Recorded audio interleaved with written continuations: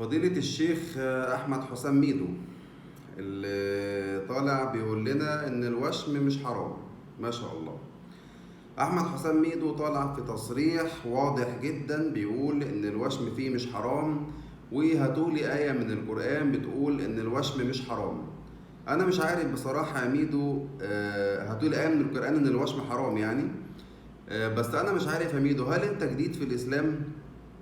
يعني اولا ده مش منظر واحد معتمر، ايربودز في ودانك وسليبر في رجلك وحاجه، يعني منظر يعني استغفر الله العظيم. بلس ان انت بتقول ان يعني رجوعك في الدين للمصحف بس او للقرآن بس. مفيش حاجه اسمها كده. احنا كلنا كمسلمين استنادنا ورجوعنا دايما بيكون القرآن الكريم والسنة النبوية. فانت جبت منين استنادك للمصحف بس؟ ففي السنة في حديث بيقول لعن الله الواشمة والمستوشمة، يعني اللي بيرسم وشم واللي بيترسم له الوشم سواء راجل أو ست.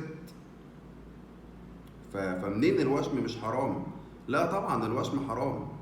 وبعدين ايربودز ايه اللي انت لابسها في ودانك وبتسمع أدعية دينية وبترددها؟ انت بتقول ايه؟ انت جديد في الإسلام؟